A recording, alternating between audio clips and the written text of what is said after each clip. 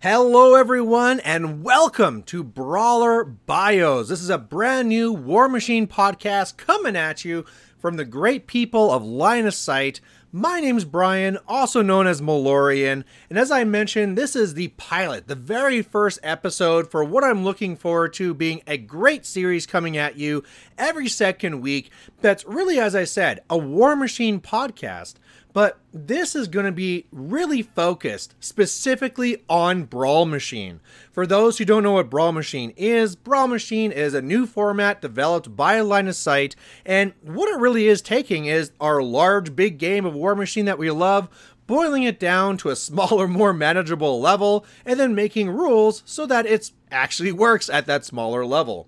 So what we're going to be doing in these podcasts is in every single one, we're going to be taking one of the many casters that are out there available to you and really breaking it down, going old school, going chain attack version on this, breaking it down, grading it so that you, no matter whether you're a new player or an experienced player, will have a good idea of what this caster is in Brawlmachine and maybe enticing you to try it yourself. So, just to kind of give you an idea of how we're going to be doing this today, this is how this podcast is going to flow. At the very beginning, we will let you know who the caster is. We're going to be going over its general rules, maybe giving you some tips along the way. Then we're going to be really taking that and talking about a potential Brawlmachine list. Then after that, that's where all the fun happens, because then that is where we start grading. We have 5 different grades, which will be coming out for every single caster. The first one is going to be based on its ability to answer. So there's many things out there you have to deal with in that scary Warmachine world. There's incorporeal, there is high defense, there's high armor, there's just a lot of things out there you have to deal with, and if you don't have the tools to deal with it, you're gonna have a hard time. So we're gonna be grading this caster on its ability to bring answers to the table to those problems. Now, and once we're done that, we're going to flip things completely around. And we're going to be talking about what its abilities are to ask questions. To actually put those things on the table that says, hey, can you deal with this? Because if you can't, you're going to be in trouble. After that, we're going to be talking about the personal output of the caster. So really seeing like how much damage can you do? Because if your army starts to die, you need to start doing some work. So what is the personal output of this caster? Then after that, we're going to actually give it a grade based on if you're a new player. If you're a new player going out there to be using this caster in a game of Brawlmachine, how good of an idea is that for you? Is it something that's easy to take on and isn't really that big of a deal? Or is it something where it's super complex and you might want to give it a second thought? Also, and much, I guess, finally then, we'll be talking about what is the grade for an experienced player. If you're coming at this and you got a little bit of a beard, you got a little bit of experience to you, there's some gray in your hair, is this a caster that you should be taking in Brawlmachine looking for that enticing competitive game? So that's what we're going to be covering today. And now, well, I guess we have that out of the way. Who's going to be our very first caster for this brand new series? Well, for anyone who knows me, I'm definitely a Signar guy. I am a Warmachine guy, a mercenary guy, which I guess all falls within Warmachine. However, I left it out to the great people there on the internets. I asked them, what should I be covering for the very first video of Brawler Bios? And what they said were 2 very clear things back to me. One, I should be definitely going after the starter casters first. Privateer Press puts out a series of battle boxes. There are these starter casters you're supposed to be using when you're first jumping into the game. Whenever you're using them in, say, like Journeyman League, that's the perfect thing to be using that for. So that is a great idea. So the first casters we'll be going at will be those starter casters, the ones found in the battle boxes.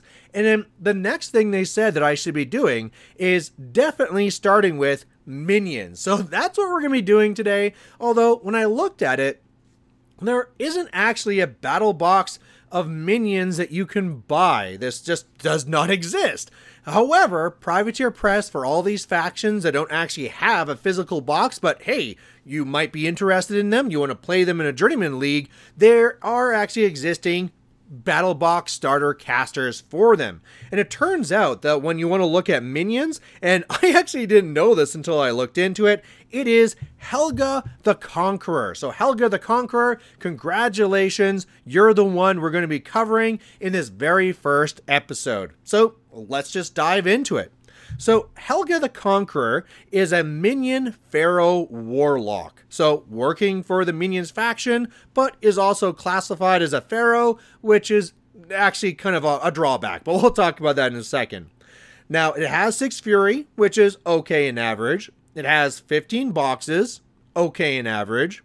It has 29 war beast points. Sure, why not? That's maybe a little bit on the higher side, so that's all good news for us today.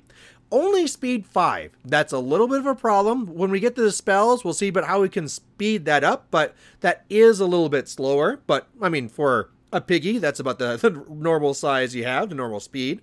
For strength, we have 7. For the mat and rat, we have 6 and 6. So again, kind of still very average. Same thing for defense and armor. 15, 15. So really, really baseline there. Just kind of like your vanilla stats so far.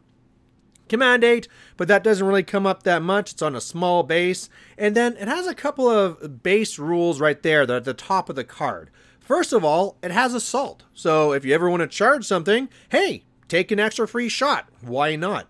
It also has tough. So if something goes really, really wrong and you lose all your boxes, hey, there's at least a chance you're going to be still around, even though you'll be on your butt in one box.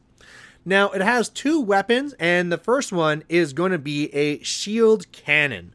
Now, this shield cannon is, as you might have thought, an actual ranged weapon. It is range 10, rate of fire 1, so you only get that one shot, POW 13, which is, you know, respectable. But the biggest thing about this gun is that it's a shield. It is literally a shield. It gives you +2 armor as long as you're being attacked in the front arc. So you remember those like average baseline stats we talked about at 15-15? Well, that's kind of a lie. It's really 15-17. And that is very respectable, especially when you're something like a warlock that can just be passing off damage whenever it goes through too badly off to your war beasts. It also has a melee weapon, of course. It is a hunting spear. It is range 2, P+S 12. It's magical like most caster weapons are, but it has an extra interesting rule that's called Inflict Pain.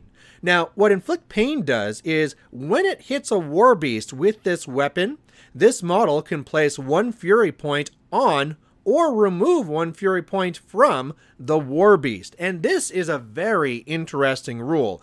First of all, because it's not friendly. So you can be doing this to, or it's not friendly only. So you can be doing this to your own war beast if you're wanting to, you know, basically manage your own fury outload and reduce it down after. Or you can be going the other way. You could be going aggressive with this, going against your opponents, adding extra fury to the point where they can't be managing it, forcing them to be taking those checks, and maybe just losing activations as they kind of go wild and crazy. So that's great. And you can be doing this over and over again because it's not just like for the first attack. You can be buying and buying and buying and just putting tons of fury points out there. So that is very, very interesting.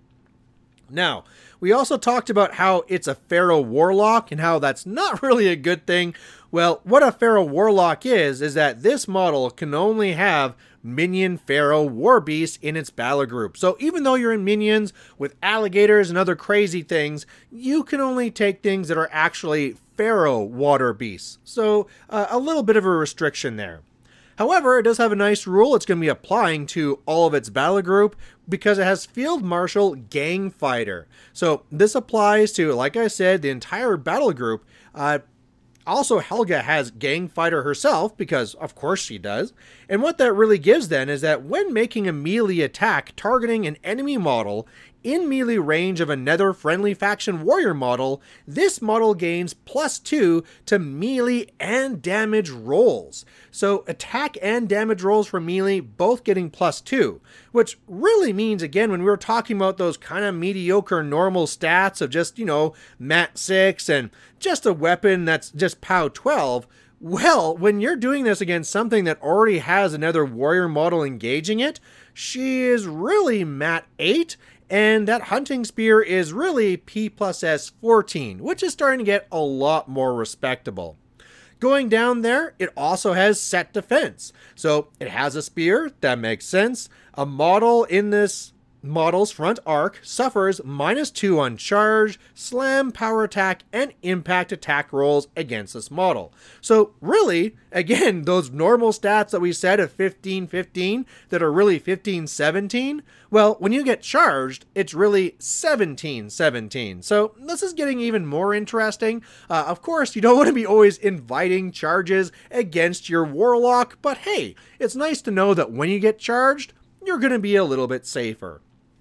Finally, it has one more rule. It has Veteran Leader Pharaoh Valkyries. So what this means is that while in this model's command range, so, that command of 8 actually does matter, friendly Pharaoh Valkyrie models gain +1 to attack rolls. So really just helping all the other Valkyrie models there in your list hitting. And sure, why not? That's a great thing to have on there. Might be just within 8 inches, forces you to get up there with Helga, but it's better than not having the rule, so don't turn your nose up at that one. It can sometimes really change things for you. Now, a lot of times your Warlocks don't have a lot of spells, but Helga has actually a good number of spells, and some very powerful ones too. The very first one is Cyclone. Now, Cyclone is a cost 2 spell that is self, so you have to cast it on Helga. It's nothing that you can upkeep, so if you want to do this over and over again, you have to pay for it over and over again. And what Cyclone is that the Warcaster immediately makes a full advance, ignoring free strikes during this movement. At the end of the movement, this spellcaster can make one basic melee attack against each model in its line of sight that is in its melee range. Cyclone can only be cast once per activation. Now, this is a very, very interesting rule to have. For start off, it just makes you faster, right? If you were ever to go up and want to run with Helga, well, you could be running 10 inches. But a lot of times you want to be casting spells. So then you'd maybe cast a spell and charge only 8. Well, there you go. Now you got a great thing you can do with Helga. Walk up your 5, cast your spells, then Cyclone another 5 like you ran anyway. Very, very nice to do. Another thing you can be doing with this as well is also be using it to be getting out of dangerous situations. If they have really rushed your Warlock and you're in a lot of trouble, well, then guess what? You can go and move out, again, ignoring all those free strikes and getting away. This can also be used aggressively and offensively, because you can be using this Cyclone to be moving up and really extending your threat range. Again, maybe charging one model, moving 8 inches, Cyclone, so you're moving another 5, threading with your spear another 2. Oh, math is fun on podcasts, but what I'm really getting to is that this little piggy gets around and gets around really quickly, and you really have to watch out for it. And then even if nothing else, if none of those little niche situations never come up, well, this is also kind of something where you can get a lot of efficiency in your attacks. If there's a lot of things that you are planning to be buying attacks against, say more than 2, this is just more efficient. You could either be moving up and then buying 2 attacks, or you could be going into spending 2 to Cyclone and making an attack against each of them. So a really, really, really good spell with a lot of utility and really something to keep in mind. Hell, you can even be doing this as a sprint. You go in there, make your attacks, and then Cyclone away. Really, really good spell. Can't say more about it because then you'd probably turn off the podcast. All right, the next one is another one good for her, especially because she wants to be supporting the infantry in her list, and that's going to be Dash. Now, Dash is going to be another cost 2 spell, has to be cost on self, once again, so on Helga, and its air effect is going to be control, so going out that 12 inches around her in a bubble. It's going to last the turn, and again, this is not an upkeep. Now, what this is going to do is that the Warcaster and friendly faction warrior models activating in its control range get +1 speed, while in the Warcaster's control range, friendly faction warrior models also gain parry. Now, this is very great. Now, if we're talking about these slow little piggies that can't go very fast because they're only speed 5, well, you cast this and now they're going up to speed 6. meaning that if you ever want to do something, sure, you got +1 inch for your threat, but if you ever want to run something that's going to be using that speed value more than once, that's going to be, of course, now 2. So what we're really trying to say here is that this slow little Helga that was only speed 5, well, all of a sudden now you can do dash, you can go up 6 inches, you can then Cyclone up another 6 inches, and now you're really getting up there really fast. Not to mention that when we're talking about a faction and a breakout here that wants to be using Gang Fighter, wants to be getting up there with the warrior models so that your actual war beast can be getting +2/+2 to their attacks, having dash on these models so that they're not only faster, but immune free strikes so that they can get to where they need to be, again, a very nice rule to have. Hell, even in something where you want to be running in to contest a zone, but they've set up a whole bunch of blockers. Well, guess what? You got free strikes. Zoom, I run around you. I'm in the zone. I contested you. Everything's fantastic. Now, the next spell on our card is going to be Defender's Ward, and the great things keep on happening. Now, Defender's Ward is a little bit pricey. It's going to cost you 3 focus to cast this. It has a range of 6 when you're trying to cast it on something else, but you can upkeep it. So after that, you can actually go and be just spending 1 to be keeping it there. Now, what Defender's Ward does is that target-friendly faction model or unit gains +2 defense and armor. Models are not affected while out of formation. Now, this is just a classically great spell for whatever. If you have something that has high armor, this is going to push it. If you have something that has already pretty good defense, this is going to push it. If you have something that's pretty good for both, well, now both of these things are getting extreme. And so I seem to remember we were talking about Helga and saying that she had very mild and normal 15-15 stats. Then it turned out that she was 15-17. And then it turned out that in some cases she's 17-17. And now we're looking at this and saying, well, if you cast Defender's Ward on yourself, you are 19-19. Ashlyn, move over. We have a new hardest caster to try and take out. It is very deceptive. You look at this little piggy sitting there with a big belly, and you're like, oh yeah, that'll be easy to kill. Oh, you're 19-19? Yeah. That's a really big thing to worry about. And also, I mean, of course, this doesn't have to go on your caster. It can go to a lot of other places as well, whether it's going on to your favorite unit that's going to be up there, maybe trying to tarp it, maybe just trying to stay alive. If it's on a war beast that you want to try and keep alive, you can be swapping this thing around. Again, very handy spell, although it is a little bit pricey at 3, so that you probably want to find that spot it's going to be living on, and then only move it over if you really have to. All right, moving on past that, we're now going to be talking about Distraction. Now, what Distraction does is it's a cost 2 spell, range 10. It lasts for the round.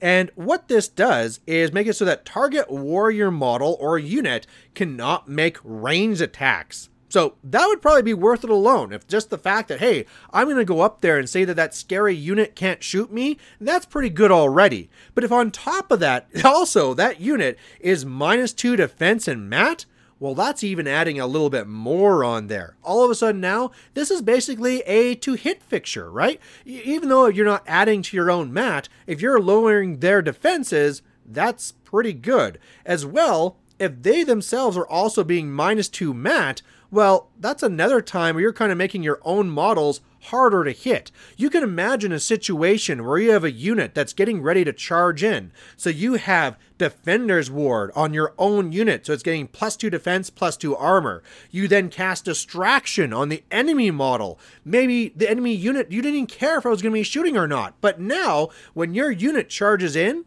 they're going to be basically +2 to try and hit it. And then when they're trying to hit you back, they are at a 4 disadvantage. They are -2. Their target is +2. It is sad times. Who would have thought that this piggy is going to be all about high defense, but it's all here on the cards. Now, there is one more spell on here, and being a jank guy, I gotta love this one. It is Muzzle. Muzzle is cost 2, range 10, POW 12, and what this does is an enemy war beast that is damaged by Muzzle cannot advance towards the spellcaster for a round. That's right, folks. You basically have the ability to time lock a war beast. This little piggy is somehow also Haley too. I don't know why, but it's there on the card. Now, of course, this is situational. It's only going to be when you're up against a Hordes faction that's going to be having a war beast. But whenever you're in that situation, you now have that threat on the table that if Helga goes up and goes boop, muzzle, and gets this one, all it needs is 1 point of damage, all of a sudden, that war beast isn't super stuck. It can actually move around, but it cannot move around in a way that it ends up closer to Helga than it was before. And so depending on where you are, that really means that it's not coming closer towards you. So if you have your normally slower minion war beasts that have a hard time getting an alpha, well, that alpha is a lot easier to get when your opponent can't come towards you.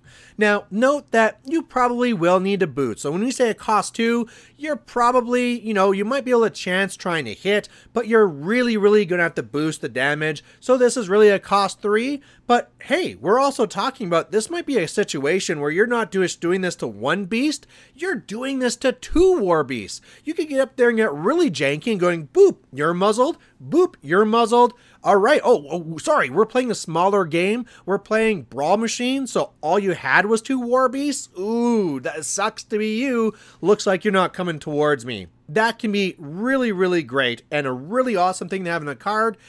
Even if it's not going to come up all the time. Hey, if there's no war beast, but you can still have this little magical blast that's going to cost 2 and do a POW 12. Sure. Why not? So it's a really great thing to have on the card here.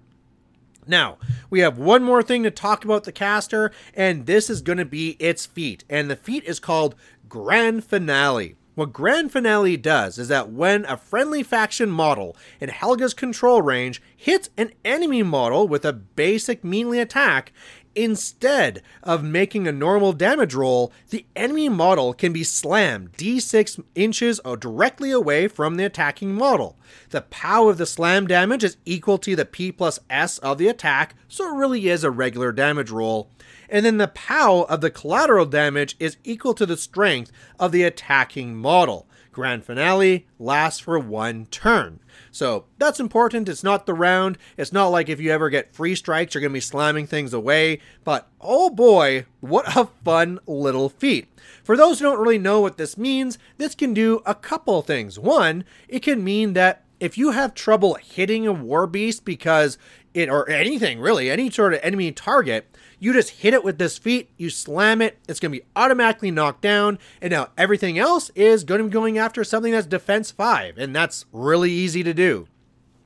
The other thing this feat does is since you're slamming things, you can slam things into other things. So if all of a sudden you're in a situation where you had limited attacks, well, all of a sudden now you can be lining things up that you're hitting one thing into another thing and killing 2 models with every single attack. Hell, maybe be in something where it's just added benefit. You're going to be going in there and attacking that war beast anyway, but now you can be slamming that war beast over the infantry that was behind it. You know all that support that likes to be hiding behind all of their front line? Well, now that front line is going to be slammed over them. It is just a very great feat to have. And for me, a scenario player, oh boy, the scenario things here you can do are great. If something is in there just towing a zone, boom, hit it once. You don't even have to damage it. Just hit it and it's slammed outside of the zone. Boom, zone cleared. Maybe there's that war beast that's on the edge of a control range. You move over to the side, boom, you hit it, you slam it. Now it's not even in control range. It can't even be having its fury leached or be given focus if it's a warjack. This application is not something that's just super impactful on its face, like, hey, everything gets to make an extra attack. However, if you are someone that can be putting in some extra thought and think about this feat a little bit more, it can be doing a lot of things for you. All right, so that's the caster. There was a lot of things to go over, so let's move on to the next section, which is making a potential list for our caster. Now, when I looked over these things, there's a lot of different themes you could be putting this into, but I decided at the end of the day that I wanted to put this into will work for food. Now, the reason why I decided to do this was one of the rules is war beasts in this army gain overtake. So what overtake does is that when a model with overtake destroys one or more enemy models with a basic melee attack, its combat action, after the attack is resolved, it can immediately advance up to 1 inch. Now, this doesn't sound all that impressive. Sometimes if you're going into a bunch of infantry, it allows you to kind of surf through them, hitting one person, moving to the next, bing, bing, boom, moving through all of them. However, when we're talking about Helga's feat, this is making that janky feat even jankier. It is meaning that I can now hit something and move my trajectory, moving my alignment so that next time I hit something, boom, I can send it slamming off in whatever direction I want. So sometimes when you're charging in, you're a little bit limited by where you can actually get to and by your distance you can go, but with overtake, it just fixes that little bit more. Now, I'm sure there's some other benefits you can be getting from some of the other themes, but I thought this is the one that I liked the most. There's other things you get from this too. Your lesser warlocks in this army can upkeep their spells for free. That we're probably not going to use because we want to have a lot of warrior models, so we don't have a lot of points to be spending on lesser warlocks. And then, sure, there's some nice free things we can get, like you get in all the normal themes. So when it comes then to my battler group, as we said, Helga has 29 War Beast points, and it turns out that there's a great combination for that, which is really just a War Hog and a Road Hog. So the Road Hog going nice and fast, getting in there, doing some real damage, that can be great. The Road Hog gives you lightning strikes, so that, remember what we talked about where we can be dancing around with Cyclone? Well, imagine if you could be dancing around with Cyclone and lightning strike. You can have this pig just going all over the place. The other one is your general beater. It is the War Hog. It is the one that, sure, has Bulldozer as a spell, which, again, could be for a very janky, interesting scenario play. While you're moving in there and trying to slam things around, if it turns out there's something there that you can't slam, well, maybe just Bulldozer it. Or maybe Bulldozer something so it's in the perfect slam position. Again, a very great thing to have on there, and really why we're taking it is just to have a nice beater in the list. Now, when it came to the list, I really want to take some very powerful infantry for me to be using for gang and for dash and for the feat. And so what I decided to take on this is, well, before we do anything else, you gotta put in those Pharaoh Valkyries. You gotta put in that unit of them. They automatically get a benefit. They do a lot of things for the list. They're shield guards, they have vengeance, they already had gang themselves, so, I mean, the fact that they want to get in there and get messing up, that's already a nice thing. Plus, they're already a pig unit that's a little bit higher for the defense and armor. So whereas most pig units are only defense 12, they're defense 13, meaning that if you get Defender's Ward on them, they're actually going up to a pretty respectable defense 15. So that's a pretty nice thing to do. Get it in there with some nice dash, do some nice smashing. They got shield guard, great thing you got to start with. Now, after that, I really wanted to use some pig units past that, but to be honest, the other pig units didn't really do it for me. So I started looking at instead at the solos. We already got the one unit, you know, if we need to go and score something, a circle along the way, we have our one unit. We can now get some solos. And since we're already saying like, hey, don't shoot us because we have shield guard and vengeance, let's also add in the Wastelander. The Wastelander. Now, the Wastelander is a perfect example of what we want to be looking for in this army. It is a fast model at speed 7. It has okay reach, it's with 1, but also high mat. The last thing we want to do is we want to pop our feet, say we're going to get in there, and then miss your attack. So that's the last thing we want. We want to have something that has good mat, a good chance they can actually hit, and that's going to be the Wastelander. And if nothing else, it is the super shield guard where it has the ability to take a bullet and then deflect it back. So a really interesting piece to have in the list for both the feat purposes and also for its ability to keep you safe from any rangeless. We're also going to be putting in Maximus. Maximus, not really the fastest, only 5. Has range 2 on its weapon though, so that helps. But it also does have relentless charge. So if we need something that can be dealing with some of the terrain out there, Maximus might be our person. Also has Berserk, can deal with some of the infantry. Sure, why not? Another piece I want to be putting in here is going to be Quark, Spine, Slick Spine, and Gub Croak Sorcerers. I just love saying some of these names. Now, this one is not really in there for you to try and hit hard or anything like that. It's really there as a support piece. If you're going to be hitting your own pieces in order to be taking away fury, well, it has heal, so it can go over there and it can be healing things. It also has enliven, so you can be putting enliven on one of your very slow things like the War Hog, and then if they get the alpha on you, hey, you get to move away and don't get hurt much past that. So there's a lot of things on here it can be doing to help you. It also has share the load, where once per turn when this model makes a magic ability, special attack, or special action, immediately after the attack or action is resolved, it can make one additional magic ability or attack special action. So it can be doing some dancing around. It can be attempting to at least make attacks and get defeat things, but let's be honest, it's really there for the healing and the enliven. The other one here that I love is going to be Kogan the Exile. This is a new interesting Tharn solo, but it's still a minion model, so everything here is going to apply. It's a little bit faster, it's speed 6, it's range 2, it's mat 8, it's ticking off all the boxes, but here's the part I love the most. It has brutal charge, okay, +2 to charge attack roll, so it's really mat 10, that's nice, but it also has smite.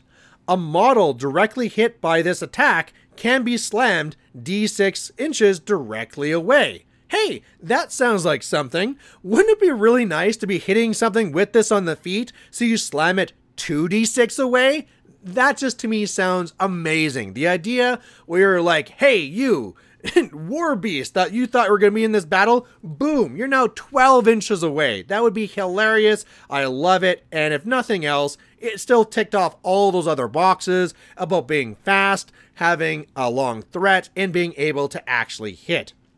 Now, the next thing we really need in here is just some little things to throw in the way. Just something that can be setting us up, going in, contesting, setting ourselves up for the alpha, but maybe having some extra little jank in there too. And that's going to be 4 editions of a Swamp Gobber River Raider. These are 1-point minion solos, and sure, they're throwaway models, they're defense 14, they're nice to jam, set yourself up for a good alpha the following turn. However, they also have reel in on their harpoon pistols.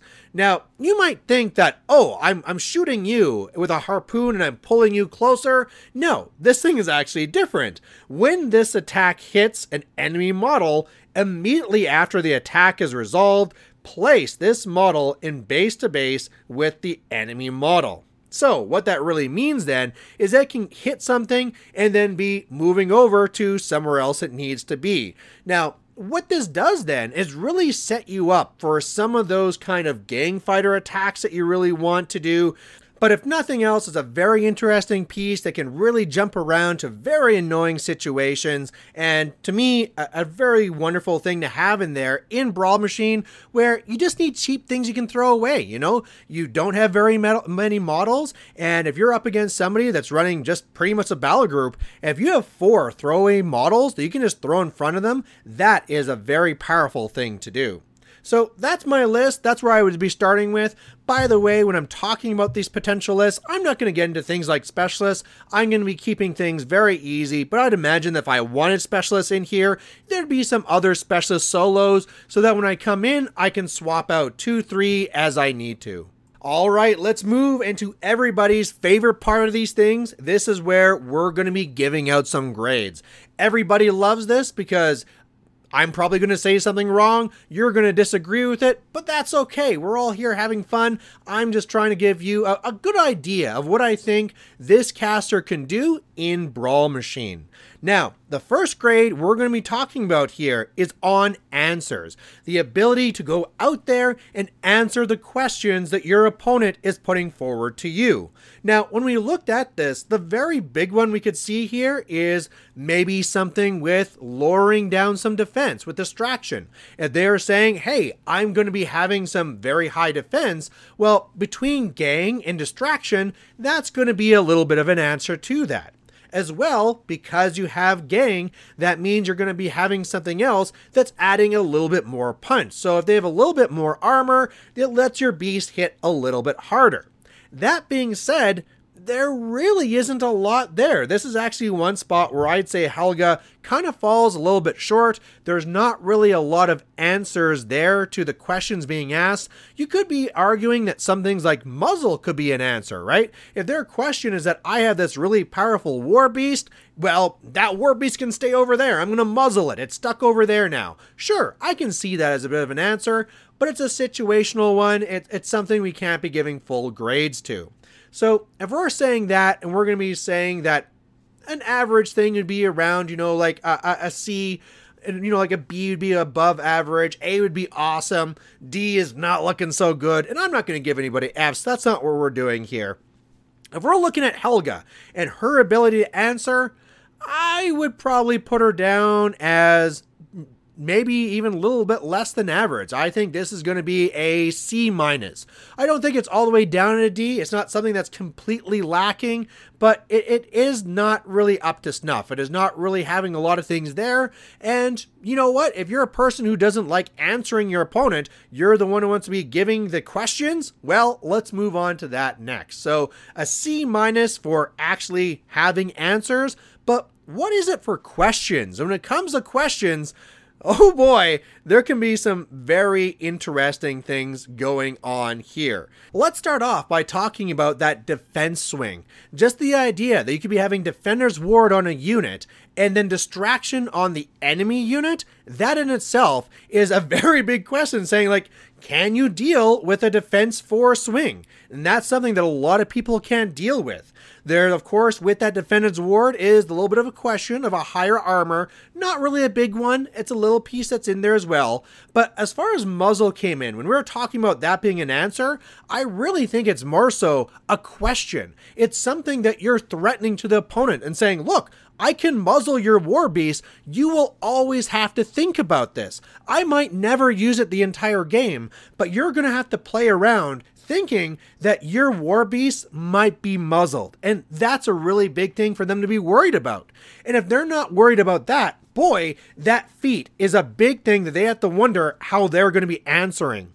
The very idea that they have to be thinking about that, well, what model is going to be standing in front of what model? How far am I actually going to be standing into this zone? How far can I go out inside of my control range? All these things have to be very carefully evaluated. Otherwise, Helga might just go there and slam you away. And finally, let's talk about the question of Helga herself. When you decide to go Super Saiyan and just put everything on yourself, she turns into something that's very hard to deal with. You might just decide to be putting Defender's Ward on your caster and then just zipping up the table just to lock down an entire unit and be like, well, you're all stuck here now because you can't really hit me very well, and if you move out of this, I'm going to slam you pretty good. There's just so many interesting things you can do here. It's not really pushed to the very extremes. I wouldn't give this an A, but there certainly are a lot of very interesting things put into this, asking a lot of very creative questions. I'm going to at least give this a B. This is ahead of the curve. Now, let's talk about the personal output of Helga. Now, this one, even though we can talk about how her stats can be going up, well, her mat and POW could go up. We did talk about how it goes up to mat 8 and then really going up to POW 14, P plus S14 rather. And sure, when she charges in, she can go in there and she can get an extra shot. Sure, there's also the Cyclone, where if I'm trying to deal with a unit, I can be doing that and trying to hit them all. But really, in all those cases, that's not really anything very extreme. You're not going to be going in there threatening to be taking out some very powerful solos, threatening to be taking out a heavy, even threatening to be taking out a caster. To really be doing all the things that she wants to do, she has to be casting a lot of focus. So I believe that a lot of her toolkit allows her to be standing in the front line, to be giving out the abilities that she needs to the rest of the force. However, she herself does not have a very high personal output. So I think I'm going to be leaving this one as a C. It's not embarrassingly bad. It's not below average, but it certainly isn't anything special. So with that in mind, let's talk about the grade for new players. If you're a new player, you're just walking in the store and you say, Malorian, should I be using Helga as my first caster for Brawlmachine? What would be my response? And I would be kind of hesitant to do that. On one side, on the thing that's giving Helga a plus, all those slams make her a very fun caster. One of the things that we can't be forgetting about is that we are playing this game to have fun. And there are a lot of things going on here that are very fun. However, they're a little bit complicated. If you're needing to play Helga a little bit further up so that she can be threatening with muzzle, if you need to be arranging things so you can have a very good feat and you're slamming things just where you need, if you're needing to set yourself up where you are trying to get that alpha, so you're actually having that good ability to get a feat and slam things where you need, well, that takes some expertise. And if you're someone walking into this new to the game, that might not be something you can be picking up right away. So as fun as this is, I really don't think this is something that I'd be really pushing on new players. I'm actually going to be giving this one here a D+. So not like the hardest, not the worst. However, it's one that if a new player came to me and says, I'm going to be playing Helga, I would be like, okay, great. I hope you're looking into for the lulls as you're slamming some things around, but you might have some frustration as you're trying to learn this caster and trying to do all the things that you really want this list to do. However, let's talk about experienced players. If we're coming into this and we have an experienced player that knows how to do these things, knows how to be really pushing their caster, knowing how to abuse those slams, and also just things like muzzle, or even just the thing like going in there and playing with that spear and adding fury where you want it or minusing it off, that can be a very powerful thing you can do only when you're doing it right. And when it comes to that, I think this is a great caster for experienced players to use. I'm going to be giving this one a B. And the reason why I'm giving it a B is because it is a rewarding caster where the more that you learn about it, the more interesting things you can do. But at the same time, it is definitely a dark horse. If you take this to a Brawlmachine game up against somebody else that is used to their normal power casters, they probably don't know a lot about a Helga and what a Helga can do. And then all of a sudden they're being slammed out of zones, they're being slammed into each other, they're being muzzled, they're being controlled, there's high defense swings, they go for a desperate assassination, and you tell them that they're a 1919. Yeah, this can really catch a lot of people off guard. There's a lot of interesting questions that if they're not prepared coming in, they're going to have a hard time trying to deal with. And again, especially if they're playing hordes. So something to really think about. And when we're talking about experienced gamers, well, they can then be also thinking about their sideboard and taking very specific sideboard pieces that are in there for dealing with Warmachine. So that your main list is there's all comers, but really targeting hordes factions, and then your specialists can be really then attuned to whenever you're up against Warmachine. So there you have it. There is Helga the Conqueror, the minion pharaoh warlock. I hope you enjoyed this very first episode of Brawler Bios. Again, please go to the Linus site webpage. This is probably where you found this podcast anyway, but if you didn't, go there. Find out what Brawlmachine is all about and know that Brawlmachine is amazing and something you should be doing. And if you want to have your favorite caster covered up next, please feel free to post down below. Let me know wherever you can in the comments and the messages section. Let me know what you want to be hearing about, because like I said, I'll be doing this every 2 weeks, bringing you another Brawler Bio. Thank you for listening, and we'll catch you later. Bye.